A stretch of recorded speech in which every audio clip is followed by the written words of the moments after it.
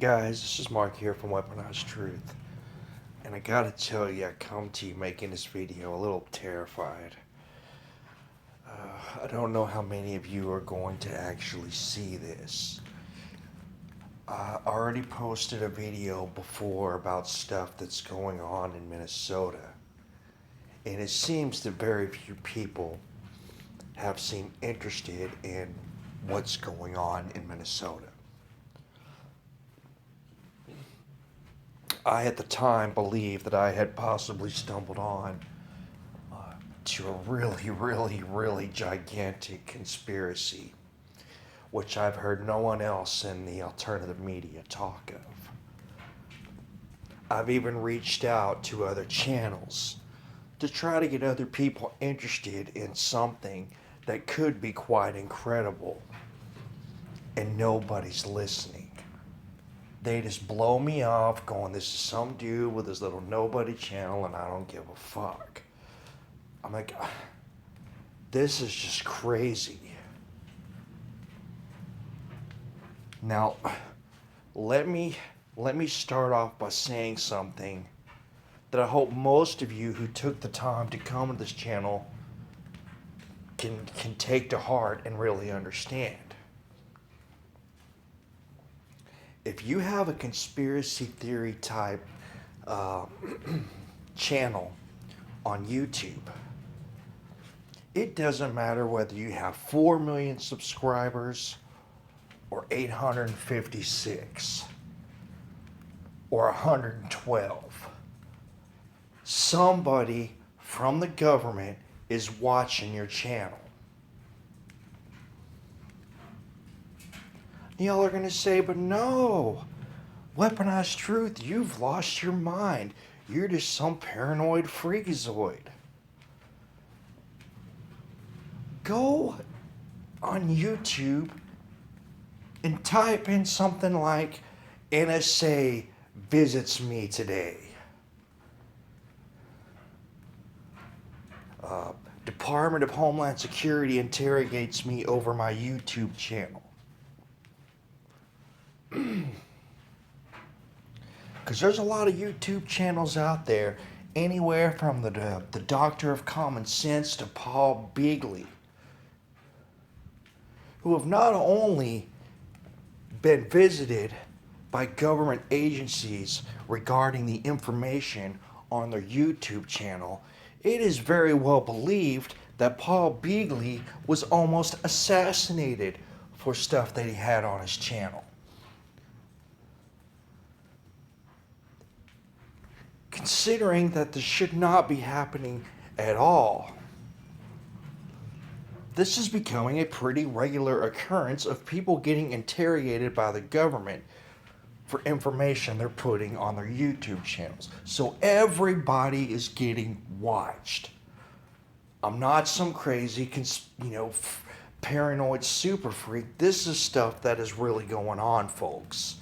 And all you have to do is take a little time and watch some videos on YouTube, and you'll find out of all these different people that are getting calls and visits from the Department of Homeland Security or the CIA or one of these other alphabet gang agencies.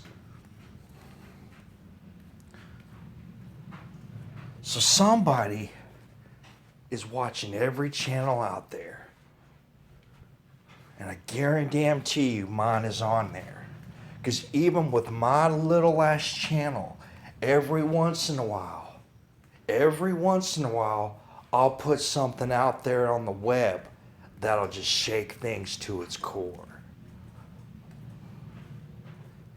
Even if it's just a comment.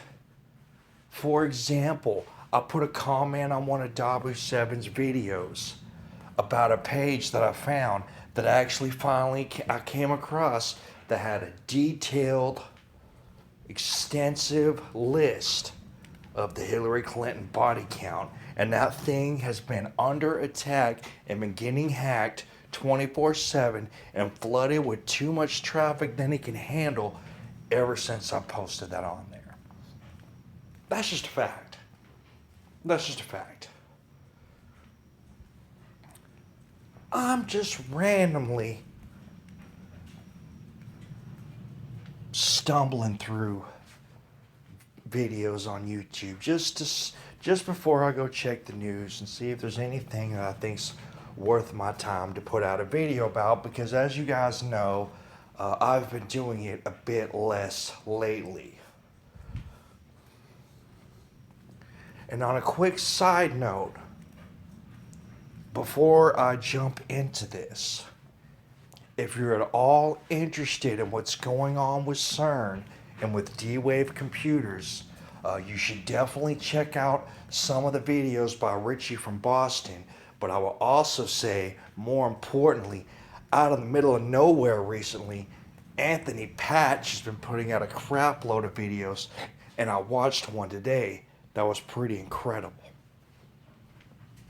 Y'all need to watch these if y'all are at all interested in the subject, because the things that he discusses about what's going on with CERN and with these D-Wave computers and portals to other dimensions and stuff is pretty damn profound. But let's go back. See, because originally what happened when I reported to you guys on Minnesota is I had stumbled across a story that this man in Minnesota had been convicted of murdering two people that broke into his home, and they convicted him of murder, premeditated murder. And I kind of just skimmed through the story real quick. Didn't think too much of it, but I saved the page thinking, you know, with all the other crazy stuff that's happened in Minnesota, this is something worth doing a story about. So when I finally decided to do a video about it, and I went back and I read the article, it turns out the whole series of events that led up to this man killing these two people was the most one of the most unlikely scenarios in the history of the universe that I've ever heard. He sat there because he said he saw a car that looked like people who had robbed houses in his neighborhood. He thought he saw their car. So he just figured he would park his car somewhere else, make it look like he wasn't home, and then sit in the basement with a bunch of drinks and snacks set up, with his gun there by his side, and set up a recording device to record the whole thing. And lo and behold, these dudes just happened to randomly break in, and he just randomly got the chance to murder both of them. Because you all know as well as I do, chances are very, very high, if any one of us were to go through all that trouble to set all that crap up, we would have sat there all night till we fell asleep and woke up feeling like pretty stupid. Then I read further down into the story and realize that this man is not only retired from the State Department, you know, the State Department that crooked Hillary worked in, but even after he retired from the State Department, his next job was doing work for U.S. embassies. And I didn't hear anybody on the planet talking about the fact that this dude, who was just convicted of the most bullshit murders I've ever heard, the whole story, none of it makes any sense. None of it seems very likely at all. And on top of everything else, even as unlikely as this whole thing is, the dude doesn't even get on the stand to testify on his own behalf?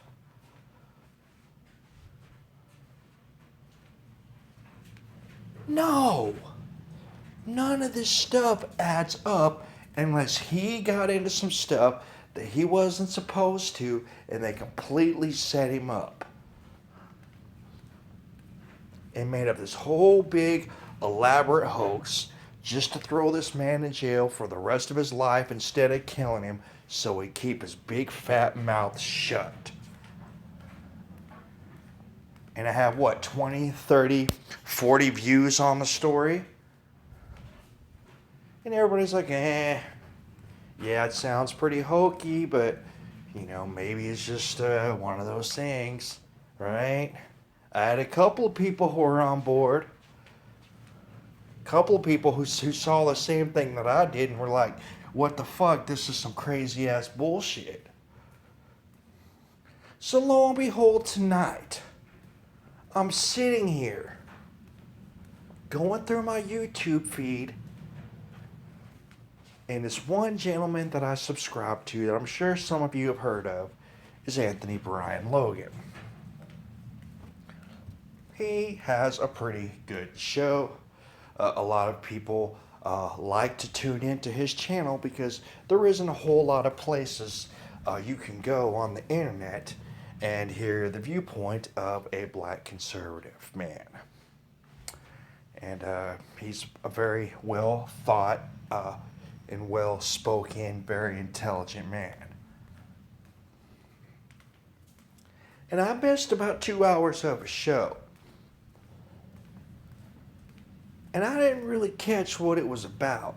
I know they were talking about this thing about getting rid of algebra. I'm not even going to discuss that shit. I mean, they're not going to be happy to all the classes or home economics and how to make love to your unicorn. I mean, it's just stupid. But part of the title to his show, and I asked about this in the chat room, and neither him nor nobody responded, which completely blows me away because I'm onto something pretty gigantor here.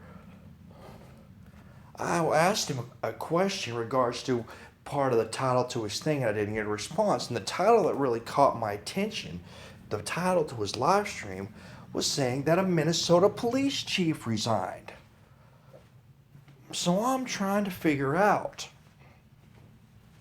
because you got to imagine my surprise the 2 days after I put out my video exposing this massive conspiracy involving the State Department going on in Minnesota, which has been doing some crazy shit this year.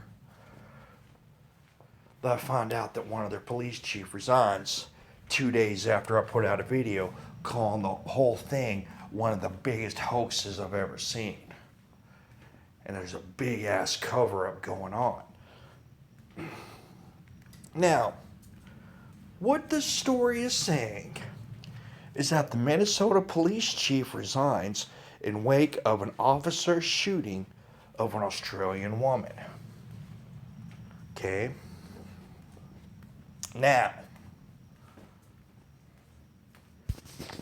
I don't care about this. So the first thing I'm thinking is, where was this guy the chief of police? That's what I want to know. And you scroll down here, and you see it was the Minneapolis police chief, Jeannie Harto. Okay? Now, most of the story is about protesters wanting the mayor to resign. So the story kind of distracts from what the story is really supposed to be all about. But apparently, this dude didn't want to resign, but the mayor forced him or her to resign. And I can't tell by this name, Janie Harto. Oh, I guess it was a she. I'm sorry. It says right there it was a she. Apparently, she did not resign willingly, but was forced to do so by the mayor. Okay? She was forced to resign by the mayor. The police chief of Minneapolis was forced to resign by the mayor, and they're blaming it on this Australian woman that got shot. Okay? Now, the only thing that matters to me in this story is the fact that a police chief of Minnesota resigned 2 days after I made my video about this man getting arrested and convicted of premeditated murder of killing these guys in one of the hokiest stories I've ever seen, and it involves the State Department. So we've established that she was the police chief in Minneapolis.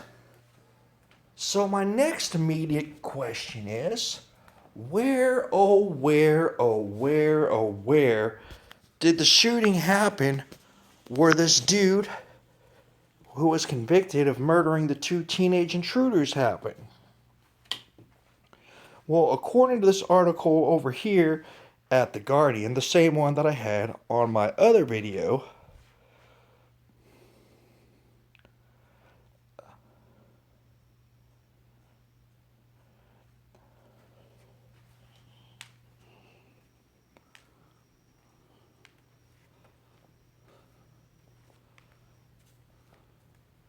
Now it doesn't say exactly, but what it says right here is the teen killing stirred debate around the state and in Little Falls, a Mississippi River city of 8,000, about 100 miles northwest of Minneapolis, and are talking about how far a homeowner can go responding to a threat. So, and I'm not going to go through and read this whole thing, but y'all get the gist of this right here. Because basically what this article is saying right here is they're talking about whether someone in Minneapolis, if they can drive all the way out to Little Falls and kill people responding to a threat, right? So what I gather from this article is that this double premeditated homicide this man was convicted of happened somewhere around Minneapolis. In a day or two after I put out the video calling this one of the greatest hoaxes, conspiracy cover-ups that I've ever seen, and asking the question why I haven't seen one person in the entire mainstream or alternative media covering the fact that this dude was a retired State Department employee, the same department Hillary Clinton worked in, and after he retired from there, solely did jobs working for United States embassies worldwide. And 2 days after I make the video, the police chief of the city, where it looks like it's right around where the crime happened, is forced to resign by the mayor. And the whole article about this is about protesters wanting this crooked mayor to resign.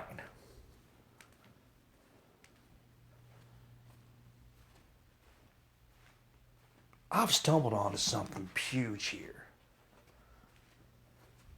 I actually read that and wondered, an innocent Australian woman just getting assassinated just to get this police chief to resign, to completely distract people's attention from the fact that this police chief is getting forced out because of his involvement in the cover-up and the putting in prison for life of a State Department employee who worked at U.S. embassies.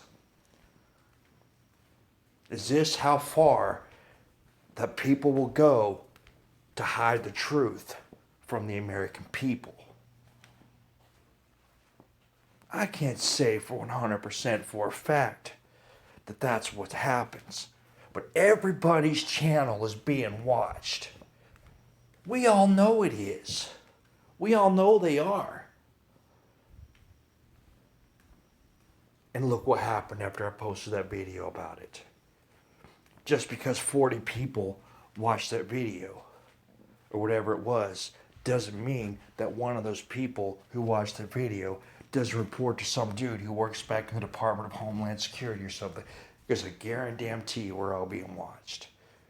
The evidence is there. It's not me making this shit up. This is incredible. And as incredible as that other story was, for those of you who were fortunate enough to see it, this should blow your fucking mind. This is the extent of the psyop that they're doing on the American people. They've managed to bury the truth of the story so hard, no one even in the alternative media realizes it. Which means if nobody's paying attention to this, and all this shit's going on, and it's all connected, and no one has any idea, what else are they doing that nobody knows about and nobody's reporting about?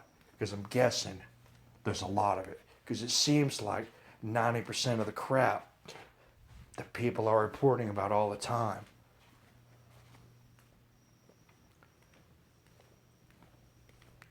I don't know. I don't know. I'm not even going to finish that sentence, but you guys see what I'm saying here. Y'all understand what I'm talking about. I would hope. Once again, I shouldn't have to say this to you guys, but just for public record, just in case, I'm not suicidal. I'm not thinking about killing myself. I'm not crazy. I really appreciate it. That for that to be public record, just in case something happens to me. I don't know. I'm a little nobody. Whatever. It's a big ass story. If you want to share it, do. If you don't, cool. But this is amazing. This is incredible. And I can't believe there's not one other person on this planet that I've seen that's picked up on this story and is talking about it. It's Mark from Weappnized Truth signing out. Y'all stay keeping it real, guys. I'll talk to y'all soon.